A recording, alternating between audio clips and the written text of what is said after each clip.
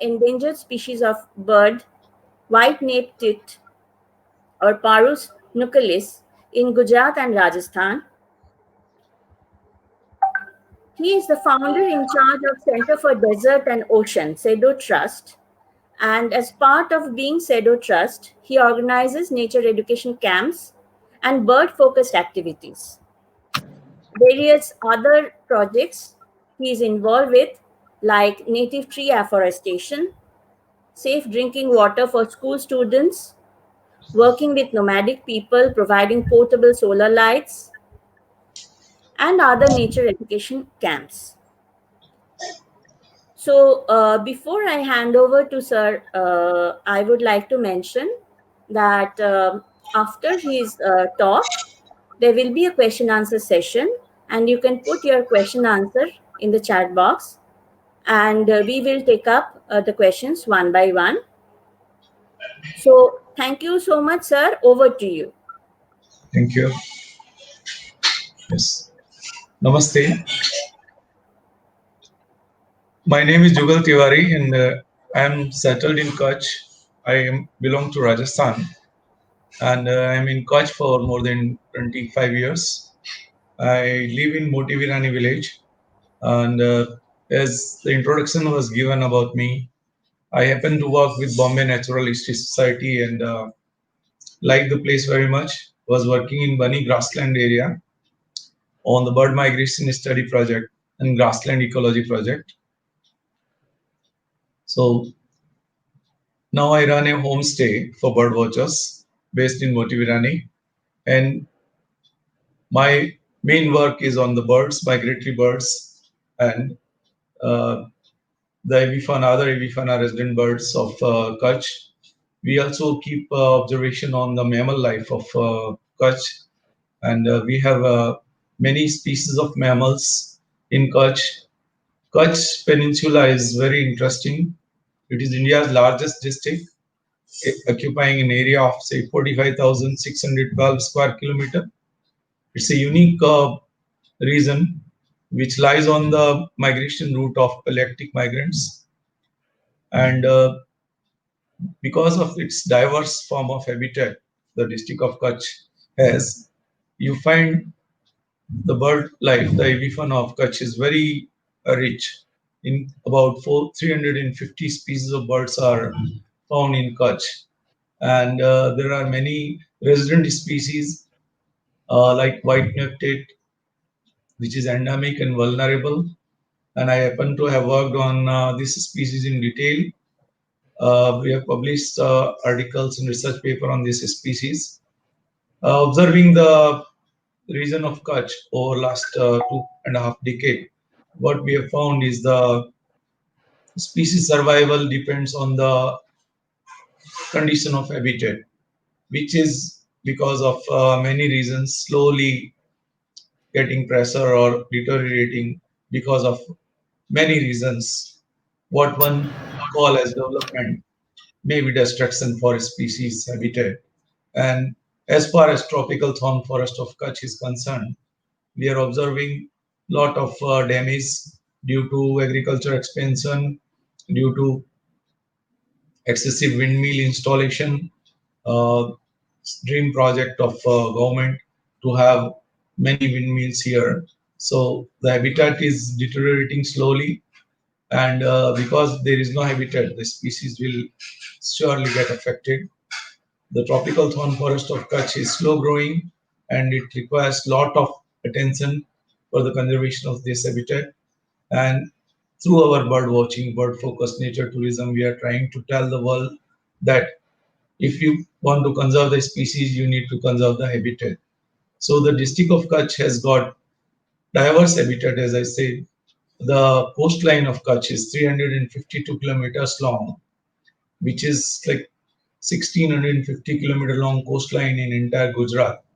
The country, India, has got 7,500-kilometer long coastline.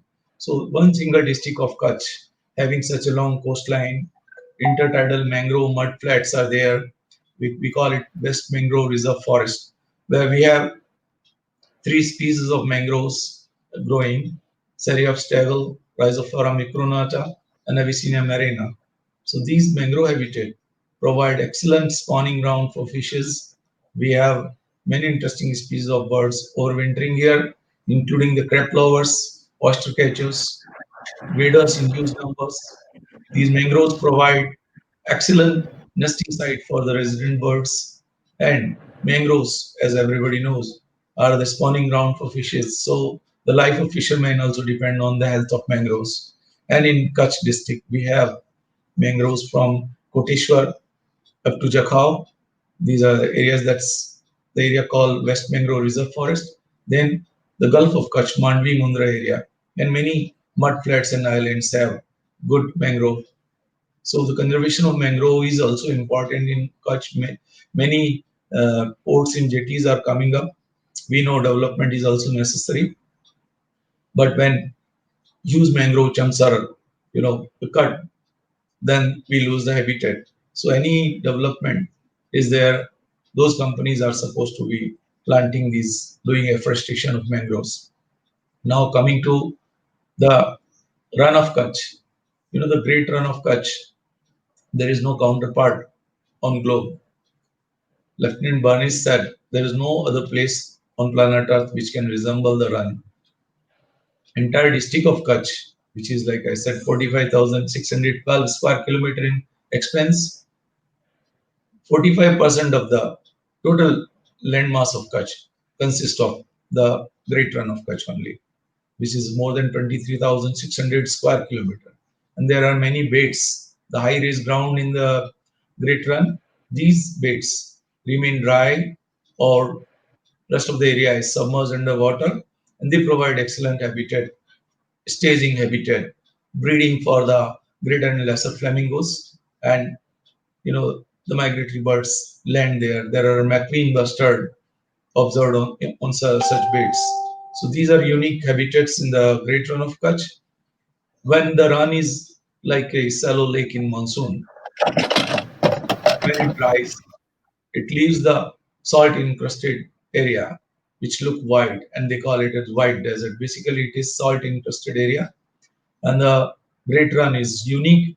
And as everybody know, the Run Festival and all such events are taking place since last 15 years to attract the people to come and see the unique areas of Kutch. Coming back to other habitats, the grassland of Bani, which was once submerged under sea. This unique saline patches, saline halophytic land, is 3,847 square kilometer in expanse. And Bunny grassland was the major working area of the Bombay Natural History Society, where I happened to have worked for almost 6 years with BNHS. Bunny is a unique land.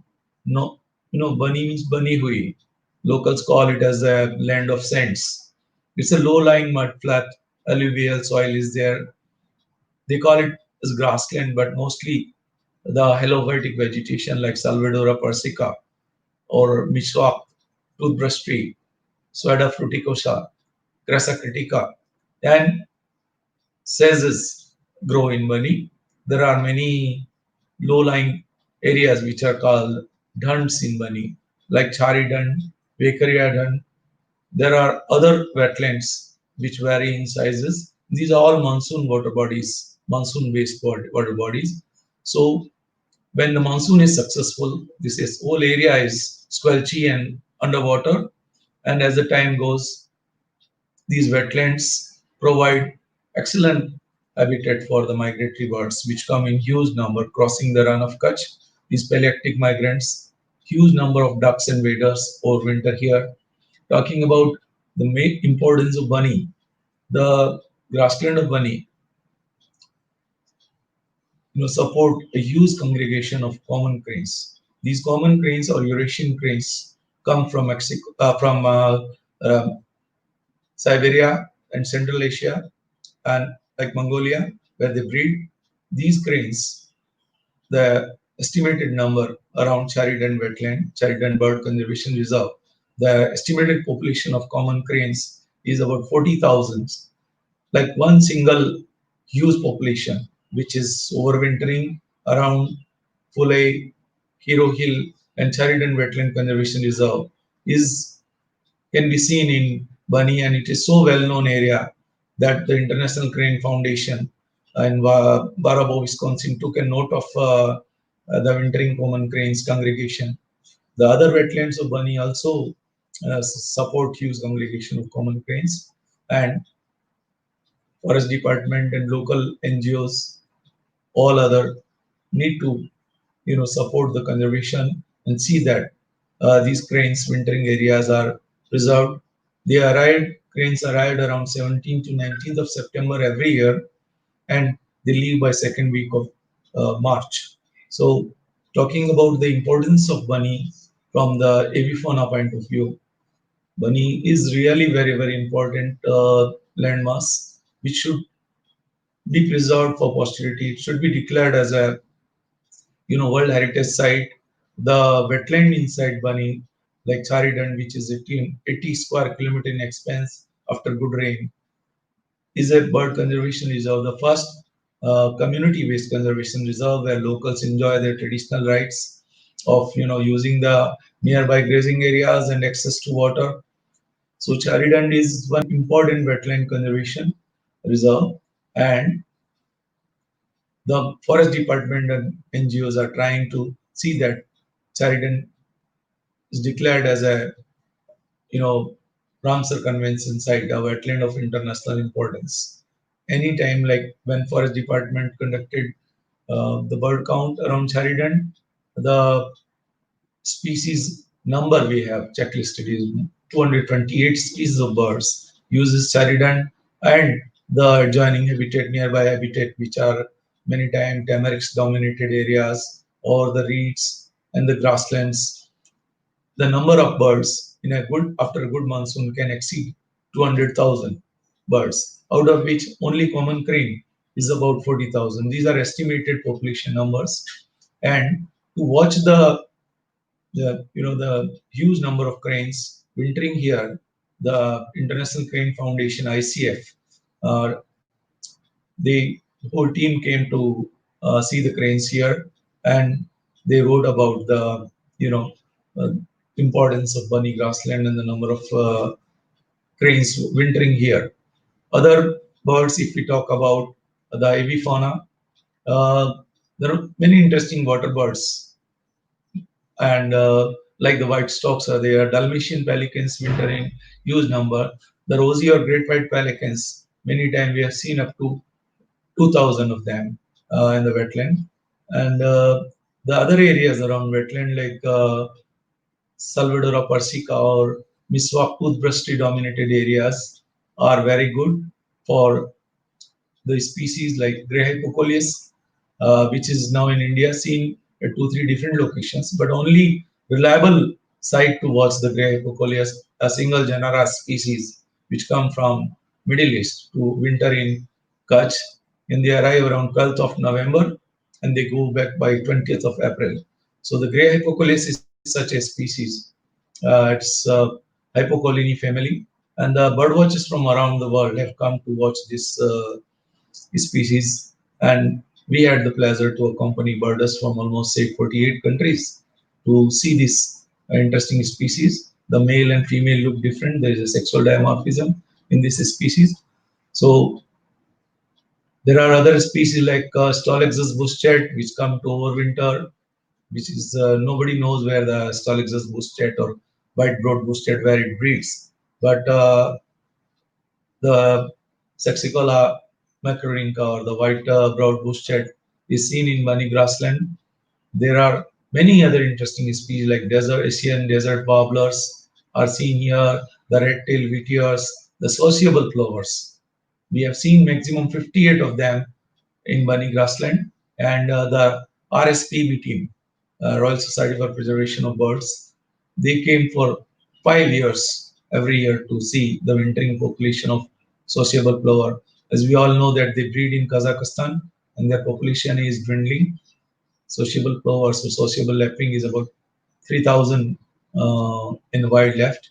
So Bani is that way very, very important place to watch this critically endangered species like sociable plovers. The McQueen's bustard can be seen in Bani, although number is very low because on its migration route, the McQueen bustard is hunted by poachers, but still you can find species like McQueen bustard here.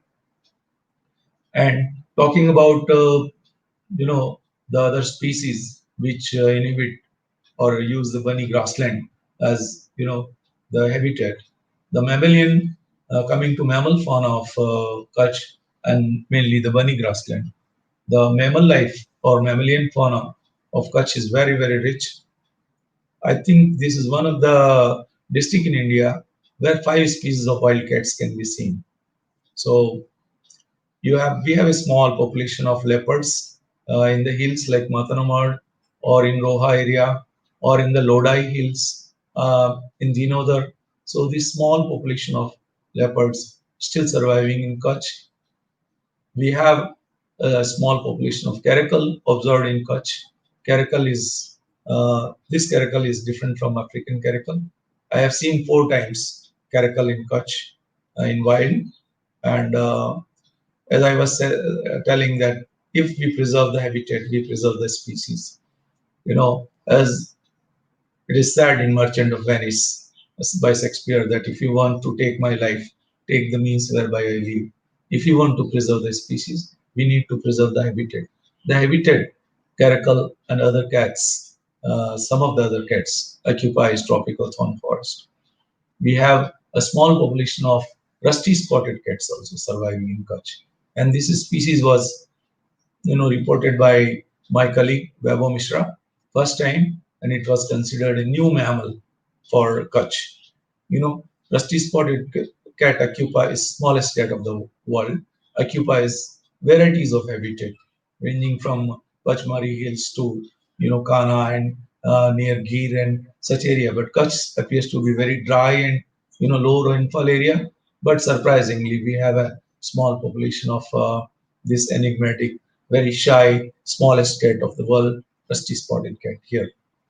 The desert cats or Asian desert cats are doing okay in the grassland of Bani, on the edges of the Great Run, also in the Little Run of Kutch. And this cat can survive even in the agriculture fields.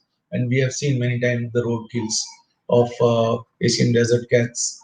And in Bani area, their coat color is very different from the ones you see in the grasslands of Nalia and ones you see in the agriculture areas. And bunny grassland cats or the desert cats are very pale in looking, and they mostly survive without water.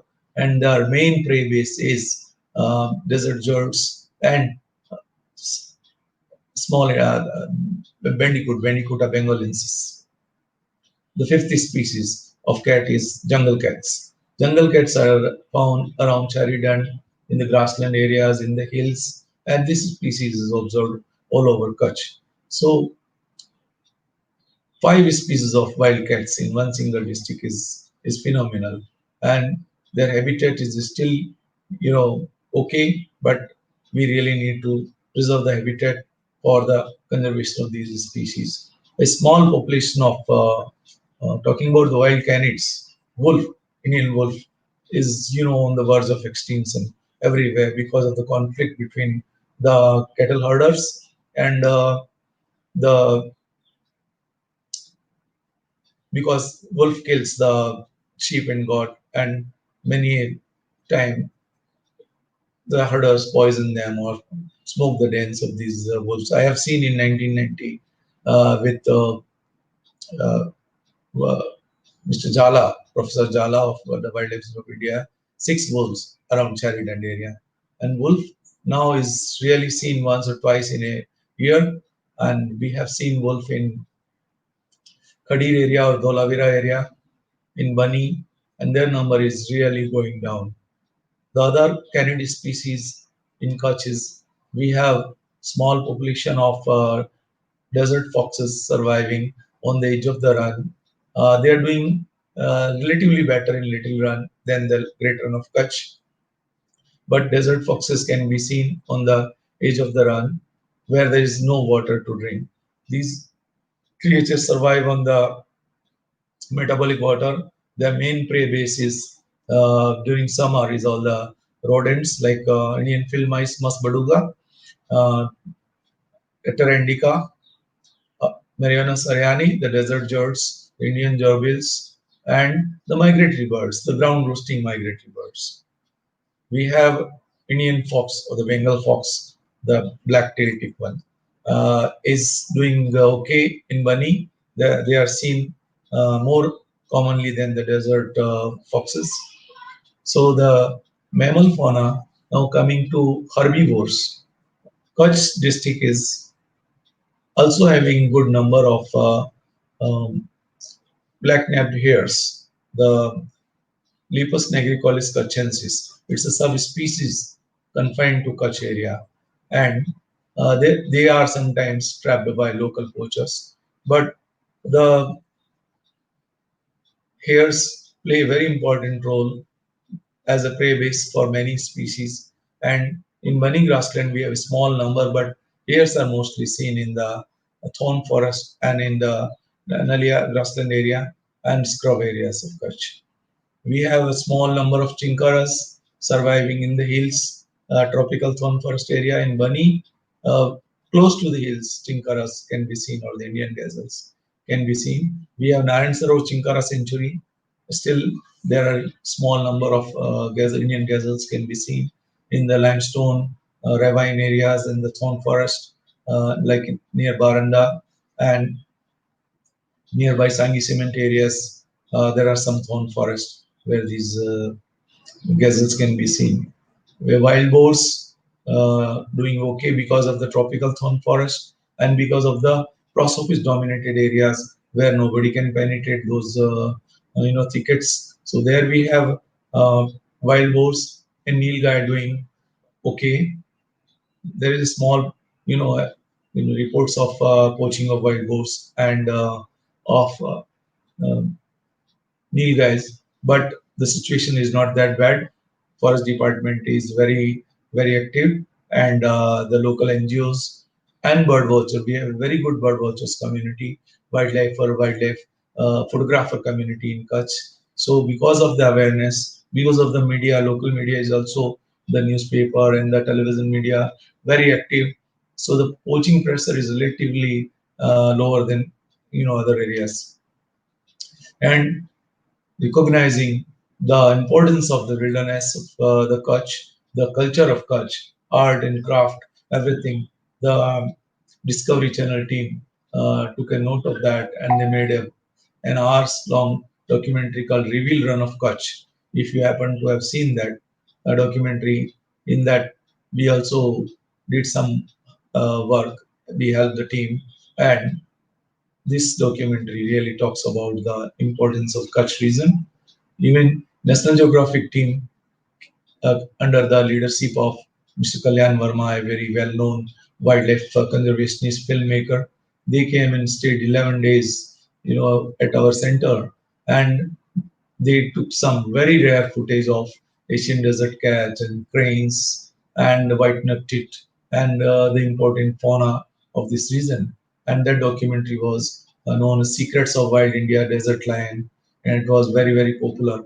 So National Geographic and Discovery Channel teams have taken note of the importance of Kutch region, and the bird watchers in the last 15 years coming to Kutch, writing their trip reports, writing about the importance of Kutch region. So it is one of the uh, best birding destination in India.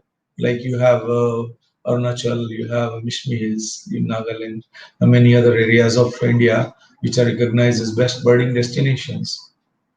Very safe to travel for people. People are hospitable. The landscape is just beautiful. It's a desert region with very low rainfall, like 340 millimeter of rainfall, which is an average rainfall. This year we have received over 700 millimeter of rainfall. So when there is a very good rains, the whole area, get transformed into lush green hills and grasslands. And so this district of Kutch is unique.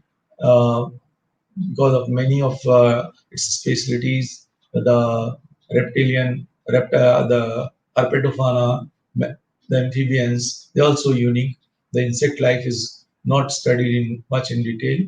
But talking about the other mammals first, we have Kutch is very well known for smaller rodents and small insectivorous species of bats. Fruit-eating bats are there. Then chiropterans are there. More than 10 species of small bats are found in Kutch. So the best mammal watchers of the world have come and enjoyed mammal watching, and they've written their trip reports, which you can Google and find out about the mammal watching in Kutch. So when you have so many species surviving in uh, you know one area, the importance of the place should be recognized and it should be preserved.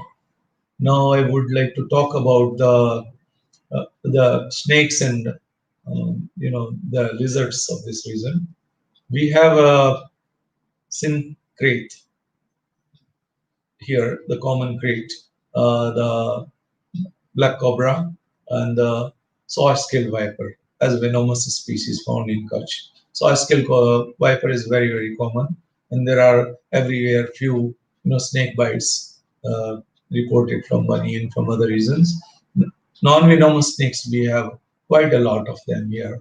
Like the well-known is royal snake, or royal or diadem snake is there. Then cat snakes are there, wolf snakes are there. We have the uh, grazed red snake, other species of red snakes are there. Two species of sand boas also found in Kutch. So recently, one egg-eating species of egg-eater snake was reported by one of my colleagues, Mr. Deepak Giri Goswami, and like that, we have listed about more than 35 species of snakes from Kutch district, which is a good number. The lizards, we have termite hill gecko, leopard geckos, and one endemic species of gecko, warty rock gecko of Kutch, Cetopodion kutchensis, which is confined to Kutch region. So endemism is very well, reported from Kutch, and it is my feeling that if the NCBS, WII, BNHS, and international bodies of researchers come and study the, subspecies level uh, species of fauna, you may find many first time or new species here and many subspecies which are confined to Kutch can be discovered from Kutch. The reason is Kutch is an island ecosystem. In monsoon, it is all surrounded by water. Till 1979, the access to Kutch was through boats. Now you have a road from Surajbari, which brings you to Kutch. Otherwise, this landmass gets surrounded by water. So the every species which evolve and which cannot migrate, my feeling is that is if studied in detail, we find uh, many new species, especially the reptiles here. The insects are not studied in detail. We have over 20 species of Lepidoptera and fauna also. We have the butterflies, many species of butterflies found here. So uh, these are broadly speaking, the faunal heritage of the place. Talking about, when we talk about species, we really need to talk about the floral diversity. There are more than 850 species of plants uh, identified from Kutch. And the major tree species in Kutch is Acacia senegal, or they call it Kumut, Prosopis cineraria, or the Kando semivrux or Khijru. Then we have three species of Salvadora. Salvadora persica is Kharijal, or they call it Khabad also, or Miswak or toothbrush tree. Salvadora olearis is Mitijar or Pilu, edible fruits, berries of this. And third species, which is described in M.M. Bandari's Flora of Indian Desert as Verojal. The third species of Salvadora, very few people know that there exists a third species of Salvadora, and we have local name for it, and they call it Verojal. And we keep the plants of all these three species in our nursery. We have a native flora nursery. So We have about 10,000 native plants of over 20 species, which we provide to people who really need to plant these species for, creating a mixed species forest, not planting exotic plants like the Conocarpus. And recently, people are planting Conocarpus and causing more damage to the ecosystem of Kutch. In Kutch, we have many interesting scrub species. One exotic weed, Prosopis juliflora, the locals call it as gandoball or a mesquite, has taken a toll of a lot of habitat. The riverine areas, the grassland of Bani, where this species competes with the local, flora, and end result is you find a thicket of exotic weed and the local plant compete for survival for the nutrient and water. So Kutch is well known, as I said, about the mangroves, then the halophyte flora like Sweda cressa, Sweda nudiflora, and the tropical thorn forest, crop forest, where we have the species of Cordia, the Lia, Cordia rothai grows there. Acacia nilotica you find in Nalia, grassland area, and in the scrub areas. The reserve forest in Kutch are known as Rakhals. So Kutch is, although people call it as a desert, we have very good groves of these scrub forests, which really provide habitat to many species of mammals, reptiles, and birds, of course. So this is a small, short introduction of the flora and fauna of Kutch. I'll request you to, if you have questions, I would be happy to reply.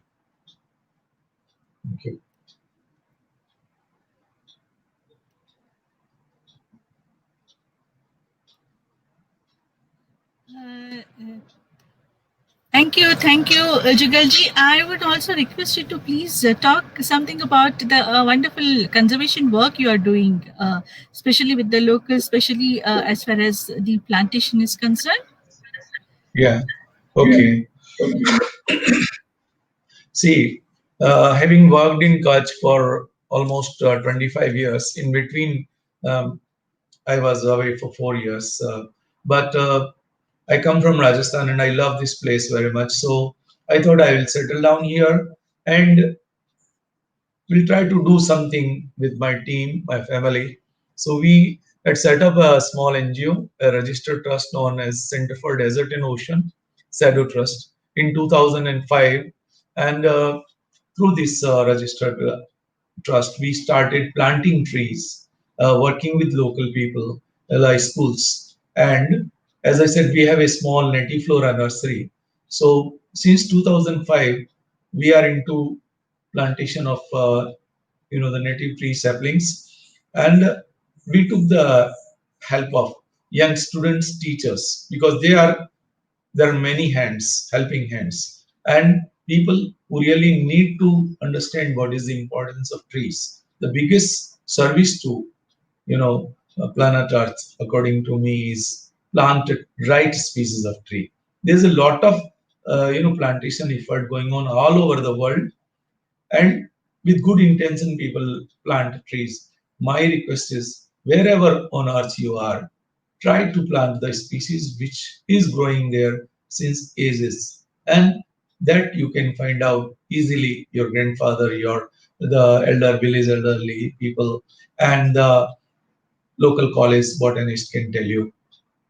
So respecting that, we started planting native tree species, and in last 15 years we feel pleasure that we might have distributed over 100,000 saplings to the schools, 175 schools of Kutch, and teachers and students, boys and girls, young, helping hands, have successfully raised over 30,000 saplings.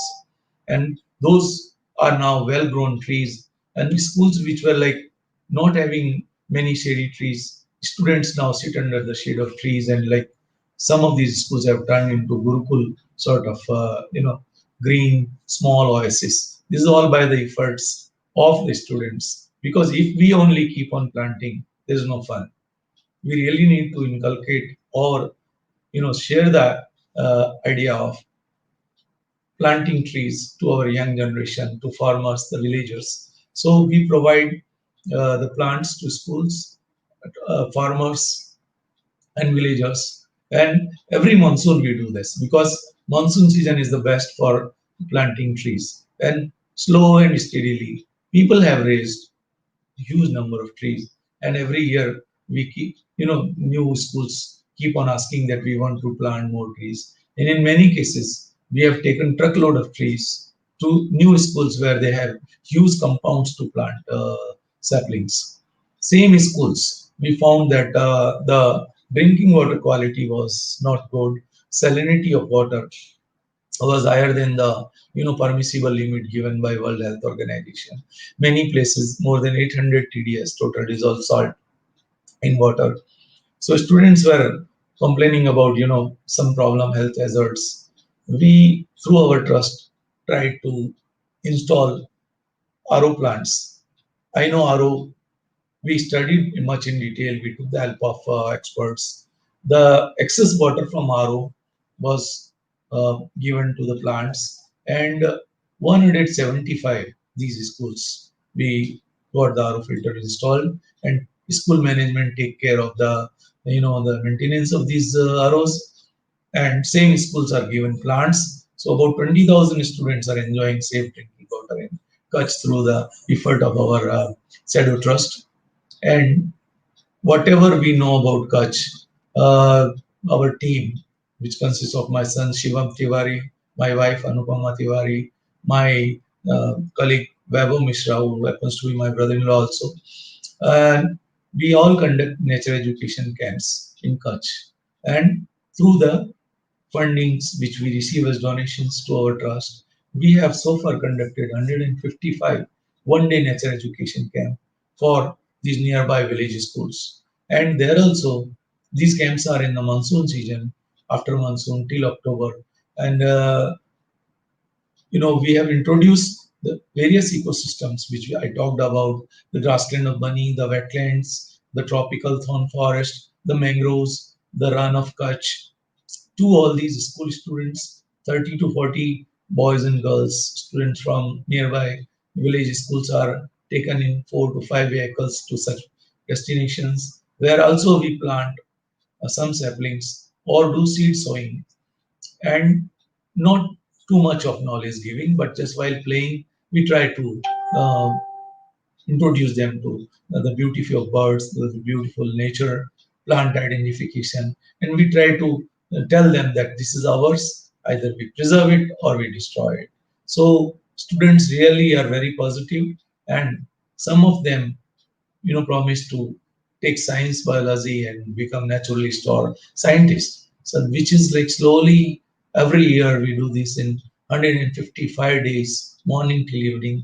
We have given to these young students who are also, tree planter in their schools. They take sapling to their villages. So these are small things for which we have been doing with the students, farmers, the villagers.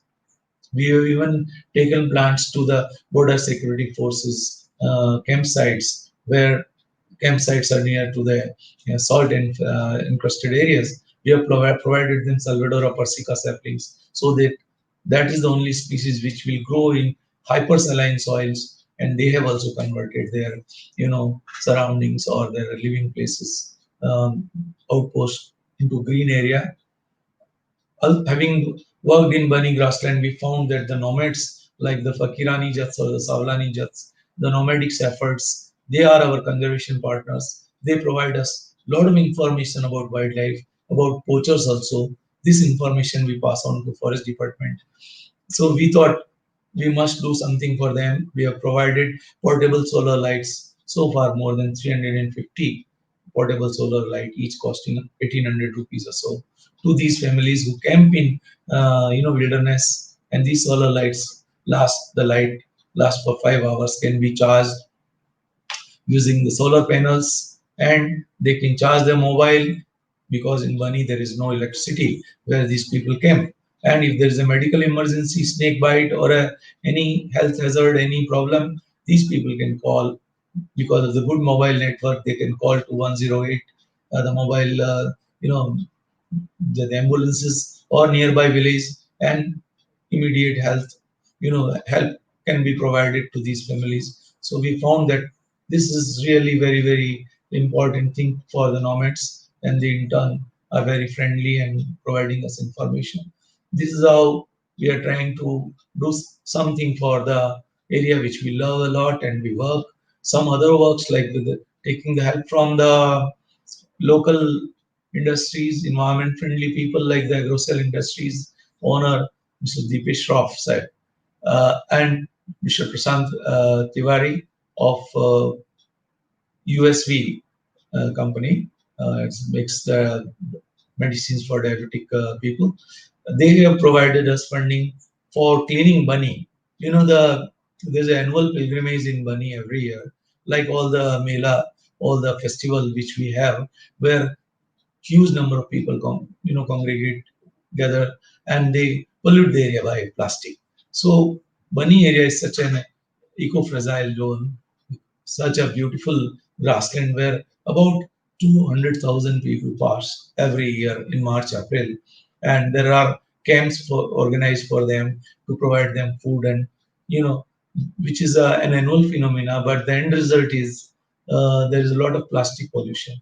So through our trust, through the sponsorship or donation given to the trust, we have removed so far more than 28 tons of plastic from Bani every year, about 5.5 ton of plastic, single-use plastic bottles, and this plastic is recycled, and this is how we are just trying to see the habitat we love and work. Uh, we need to keep it clean. When we do this work, local people get inspiration. They say this is real service to the nature. And the Maldar is the cattle herder. If we leave the plastic littered like that, the free-ranging cattle, the cows and buffaloes will eat that plastic, and it will cause problem, and the cattle will die. So our message is that the area where we work, we must try to involve locals, the students, and try to do something, not talking conservation, trying to do on ground, which is we are trying. We don't claim big things, but the habitat you love, you must do something for the protection preservation, and writing articles in local newspaper highlighting the beautiful importance of the place through your pictures, which many time appear in the front page of newspaper, or through the electronic media, TV, newspaper, organizing photo exhibitions, where we have so far organized 9 photo exhibitions in Kutch, where the students and locals they come and see what beautiful flora and fauna are there existing in the district, and they come and admire that. So first, to preserve, you need to know what to preserve, and this is what an NGO can do, and your small team can do. It's not one man effort. You really need to work with people. Students and teachers are very good helpers. Farmers, nomads, and locals. So with their help, we can do something in our respective area, wherever you are on planet Earth. I will not say India only. One must try to involve the young generation, the farmers, and see that whatever little we can do for nature. Yeah, thank you. Yeah, that's a wonderful, like message you have given. The other thing, because you have so much of experience of working abroad. How has been your experience working in countries like Eritrea and Mexico? Would love to hear about your experience working there in Yeah, the wonderful. past. Yes, thank you. This is something very interesting. See, in the year 2000, month was around say July. I got opportunity to work in Massawa, Red Sea coast area with world famous professor, Professor Carl N. Hoses, who is the chairman of Seawater Foundation. I happen to have worked with him. This gentleman is a founder director of Environment Research Lab in Phoenix, Arizona. And Carl is telling the world that untreated seawater is the future of the world. And he is telling this for last 45 years or so. So I got opportunity to work as an ecologist in Massawa, a beautiful Red Sea coast town, where Carl was having about say 1500 hectares of a farm, a unique farm, where a river of seawater, seawater was brought to the coastal wasteland, where he developed a halophyte farm using all the halophytic vegetation, but the mostly Salicornia bigelovi or sea asparagus, where you can irrigate the field, uh, where a crop of Salicornia bigelovi was grown in huge expenses, 1500 hectares. This was an integrated seawater farm. We had other halophyte vegetation like Betis maritima, Sesovium, Sweda, Cressa, all such halophyte vegetation were there.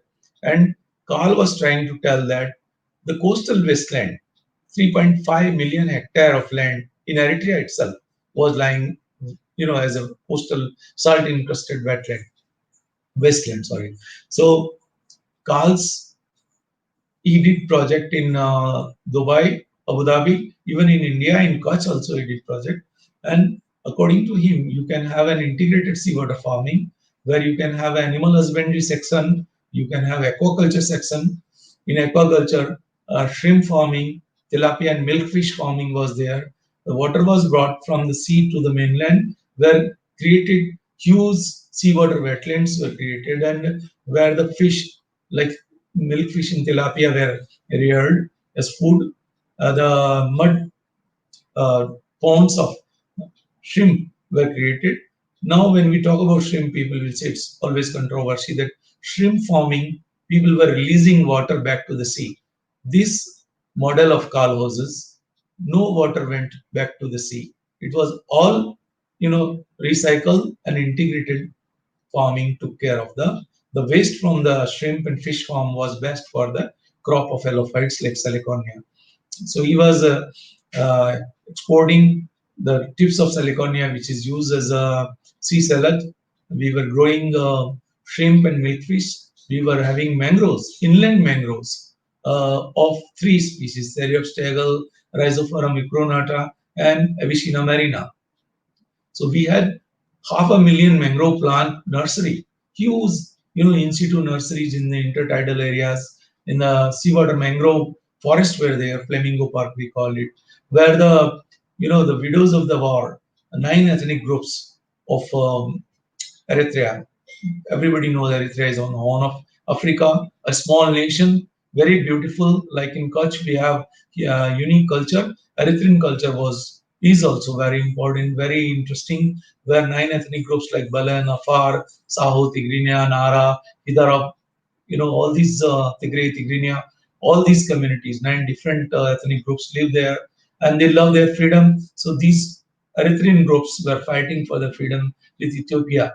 And in that fight, even the ladies took part, even the girls fought for the independence. And many of these, our seawater foresters, we call them seawater foresters. These ladies from these 9 ethnic groups were our team members, and they were collecting mangroves, propagules, mangrove seeds of Avicennia, and helping us to create the mangrove nurseries. So we were into large-scale mangrove afforestation in the intertidal areas, inland mangrove nurseries. This was our very, very good experience. So I happened to travel the 1100 kilometer long coastline of Kutch, ranging from Sudan up to Djibouti, with the help of the army people of Eritrean army people and our team of plant breeders, Dr. Rahul Chaturvedi, Shekhar Chaturvedi, all these people. And we were collecting mangrove seeds with this team and planting mangroves. And mangroves were harvested. The leaves, were used for feeding the goat and sheep, which were the local communities were rearing them.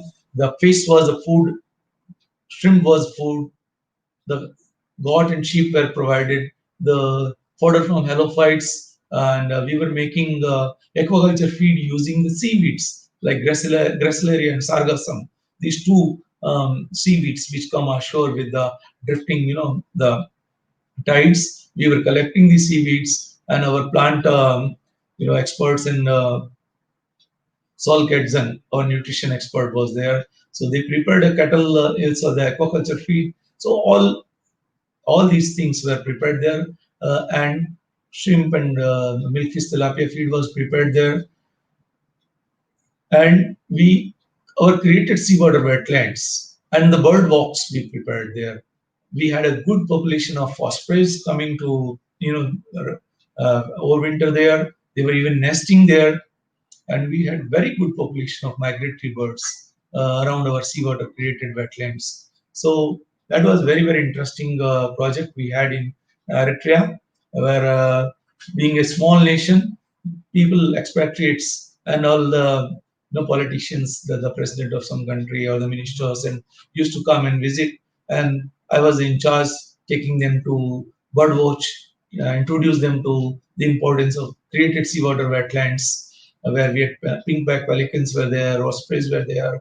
We had, the African falcons species there. So it was a great birding destination also.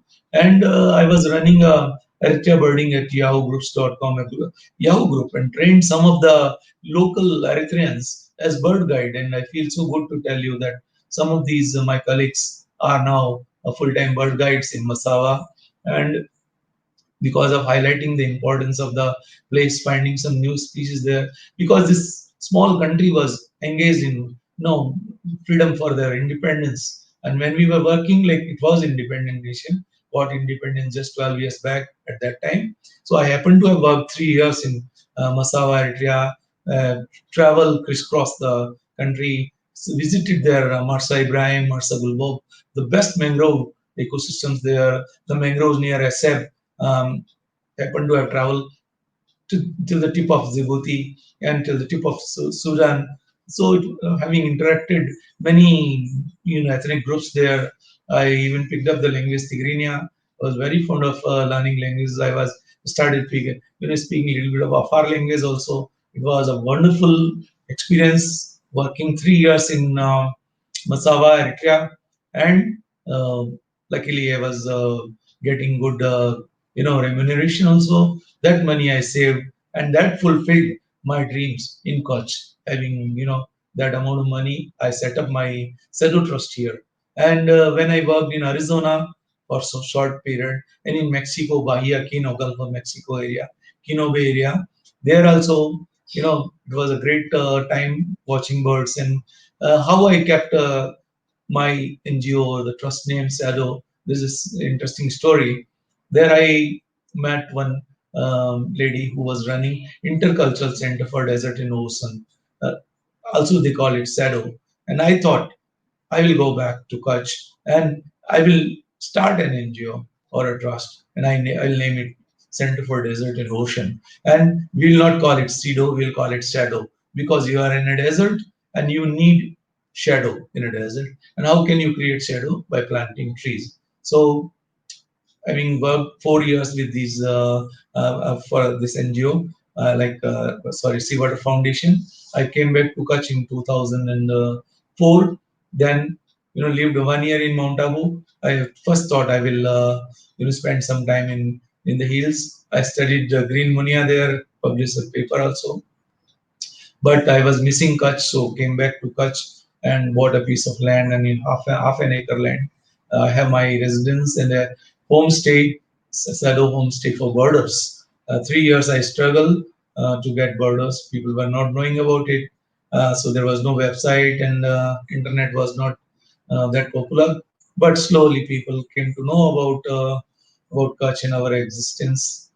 So Sado is now known to some people in the world, and bird watchers. I feel so good to tell you that we had the pleasure to have accompanied birders like Pamela Rasmussen, the author of Birds of South Asia, Richard Grimmett, Carol and Team Escape, Richard Webb, Richard Porter, and world's famous mammologist and birds from 48 countries of the world. Even BBC ex-director Sir William Makhtooli came and stayed at our place for bird watching. So we created our small birders, destination, and are working finding it very interesting. That is how I met Gitanjali Dhar madam, and it was great pleasure meeting you.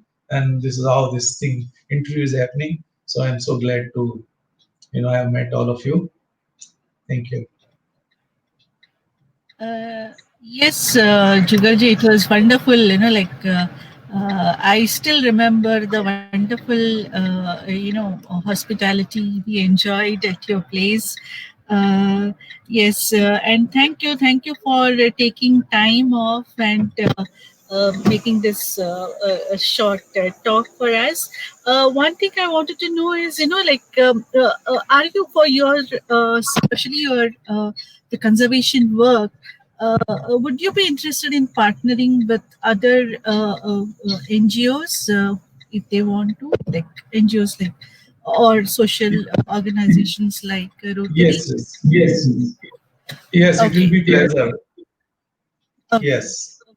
I can Yes, it will always. be a great pleasure doing this because we really need good people to come and take part or volunteers, and this can be done from the time, say from the month of March up to November, because in December we will have bird watchers, and we that is the time when we all earn our livelihood.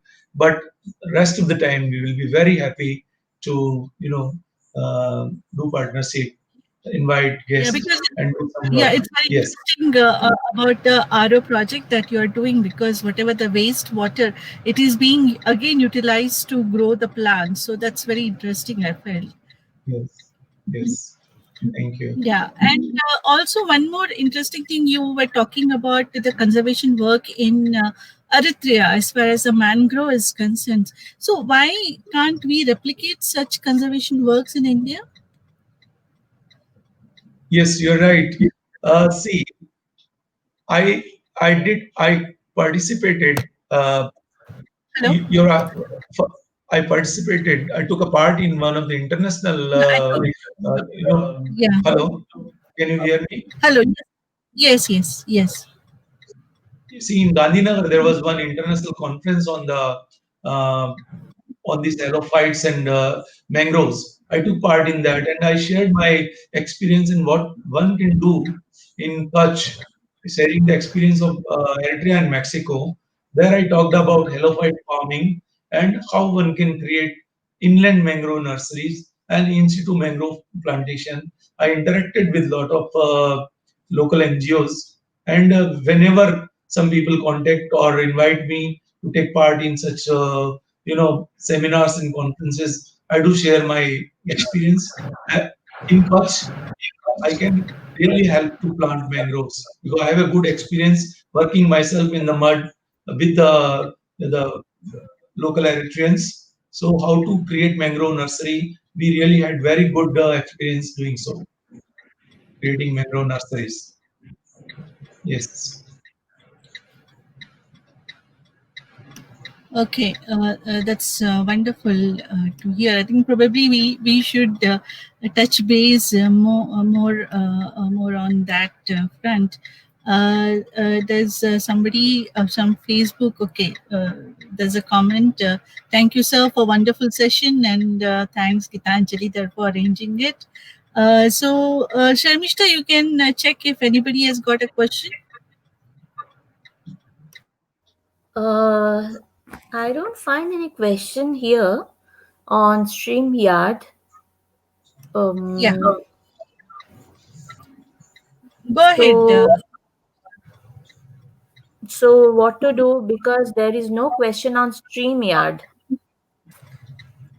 Yeah, I just saw one question. I just not question actually. I think they just wanted to thank.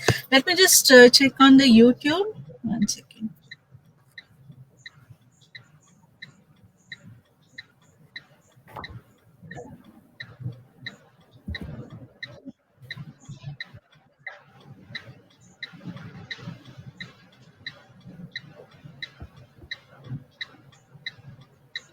On Facebook, no questions. Yeah, I think. Facebook, I'm checking. Okay.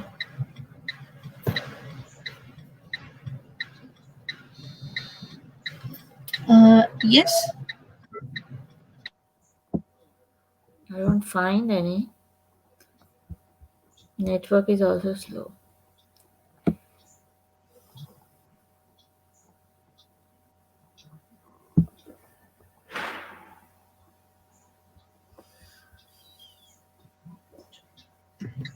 Yes, somebody has got a question. They're sending it by WhatsApp. Okay. I'll just read it out.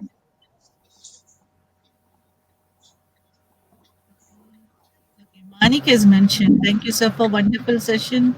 And thanks, Gitanjali Dhar, for organizing it. It's everybody's session. Jugalji is a wonderful person. I would suggest everyone. I think September is also a wonderful time to visit Sedo, right? Hello? Hello.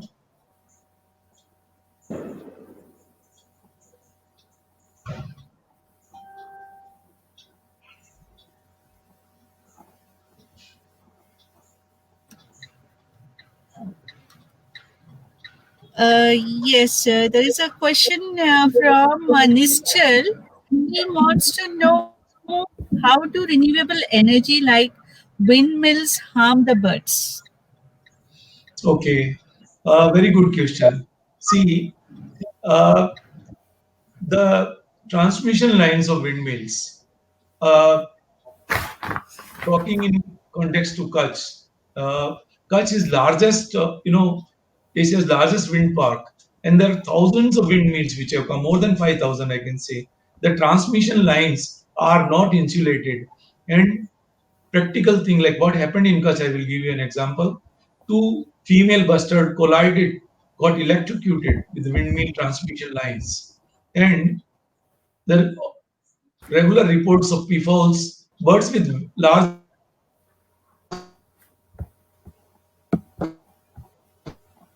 wingspans, peafowls colliding and getting electrocuted with the windmills, transmission lines. And there are reports of eagles which get sucked into the created, the thermals by the movement of the blades of the windmill. There is a study in Europe where the color marked the three blades of windmill. They found in 5 years, eight white-tailed sea eagles were killed by one blade only. So the birds which go for soaring, catching up the thermals, get sucked into these the windmill blades, and they collide and they die. But most of the deaths are due to the large wingspan birds colliding, getting in touch with the high tension wire lines, transmission lines. There is nobody is taking care of these lines as underground or insulation of these lines, because they say it's very very expensive, and the windmills which produce electricity, it's not for the well-being of welfare of the local villagers or the local people. And if in one small area is because nobody is talking against installing windmills, many times you find one certain area gets really flooded with windmills, the congregation of windmills, and their transmission lines look like spider webbing of the high tension wire line. So that is a major threat to avifauna, even the large bats and the eagles, cranes, raptors. And we have seen this. There are reports in local newspapers about what is happening. Talking about Khadir area, the Dholagera area, where about 400 flamingos were reported, dead, colliding with the transmission line from Sirani 1 to Amrapur area, 8 kilometer stretch, where sometimes about 300,000 flamingos congregate, where the fresh water mixes with the seawater, the salt water, and there's a very good foraging ground created there. So because of lot of death of flamingos, there was a lot of pressure on government, and the power transmission lines were then made underground. So that was a good success story. But we really need to consider that these power lines, if kills our rare endangered and the local species, and that on continuous basis will be a major threat to our biodiversity. Yes. Yes, there is one more question from Shobha Shankar. And Yes. she wants to know also what are the sustainable methods you follow at your homestay. Okay. Well, we are perhaps the only homestay of Gujarat which is 100% on solar. We have 7 kilowatt hour solar panels installed. So it is on grid solar, use. So we have 28 panels, and all our electricity need, whatever we consume, we produce more than that. So this is one effort. The last 4 years, we are 100% on solar. Then we have 70,000 liters of rainwater harvesting tanks, underground tanks. We are 100% water heating using solar water heaters. Our night lightings are all on solar. Then we have in our half an acre compound where our residence is there, where I live with my son and his family and my wife. We have 227 trees. Most of them are native. So if you see on Google Map, you'll find our place looks like an oasis. And this is, we grew all these trees ourselves. We have 10,000 saplings in our nursery. We have a small area rented where we have created a native flora nursery. So not only planting tree for ourselves, we have two sections. One section is for giving plant free to schools and the villages. Other section is our company created by my son. It's known as Salvadora Green Eco Consultancy. So there we provide the plant at reasonable rates to the companies and anybody who want plant like 5,000, 2,000, 1,000, that big number. And we employ local people. All our staff working are local, and we provide them all native species, which we very fondly grow them in our nursery. And all people is working in our staff are this thing from this area only. Plus, we work for welfare of the people around. Then we don't burn any plastic. We recycle our plastic. We have a compost making unit where all the leaf composting, because we have so many trees, all the leaf litter and whatever we cut extra branches and all, whatever can be recycled and used into composting, we make our own compost. Then campfire wood comes from our own trees and our habitat. We have found some first time record of the species in our own created, small forest, which is 227 tree in by, the homestay area. And we don't, we don't litter anything, working with the bunny project through our trust, removing plastic from other area. And in our area, we have also created a small for community a small cement construction in which we put the things where all the villages can also put their garbage, so it's not left here and there. So we understand our carbon footprints, we understand our social responsibility, environment responsibility, and not pretending. We try to do this. We are vegetarian in our food habits. We don't provide any non-veg food. It's strictly, very honestly and strictly vegetarian, our food habits. And our small created habitat, we find many interesting species. Many times we don't have to search for a species like Marshall's iora. You can see in our compound only. And some flycatchers are there. Because of so many trees, our squirrel population have increased in our, because they find a, close canopy. They can move from one to other. We have a rodent species, the Indian gerbil in our compound, and about 7 to 8 species of snakes we have found in our habitat itself. The three side of my residence, there are roads, so that good access to planting trees are there. And rainwater harvesting using the organic food we try to provide. The food which we provide is cooked by a local family. So these are the steps we try to take for environmental conservation. Yes. Yeah, wonderful. I know that I have experienced myself, and there is one Facebook user who's saying, "We stayed at your homestay for 1 week, but didn't knew it was so eco-friendly. Wow, really wonderful. We'll visit again soon. So you have one more guest coming soon. Thank you so much. Very good. Good. I think that I don't see any more messages. Sharmishta, you can go ahead and ask a question, and probably we can wind up. Okay. Thank you so much, Gitanjali. Sir, it was wonderful to know about your work and about the SEDO Trust. Um, we would like to end this session here. So, sir, on end note, I would like to mention as the takeaway, as you said, as we preserve the habitat, we preserve the species. And we learnt about your Gurukul and the conservation awareness building among the locals, and how RO water is providing clean water and watering the plants also. We came to know about the hundreds of species of plants are over there, about the desert fauna which are surviving over there because of your and your team's efforts. Came to know about your work in Eritrea, and we also learned about the Reveal Run of Kutch documentary. So that I am sure all the listeners here would go back and watch. So I would like to add to this, for every nook and cranny in a habitat, be it desert or forest or mangrove or water bodies like river and ocean, there are animals and plants that call it home.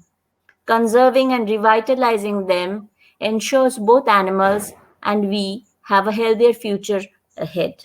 Thank you so much, sir. Thank you. Thank you. Uh, Thank you so much, everyone.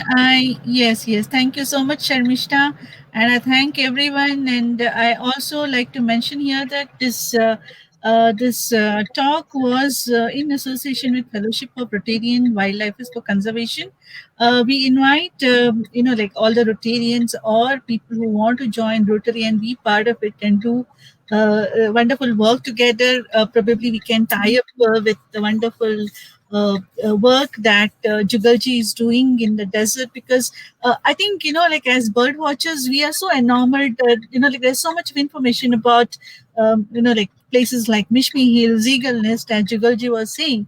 But this is one area, I know it is not glamorized as yet. Like say, I think, I mean, if I'm not wrong, like the other places, but the amount of fauna that you can see here is amazing. Like I think we stayed for 1 week, and I think like we ticked around more than 200 plus species, and that's a kind of fauna you get to see when you are in the Great Ran of Kutch.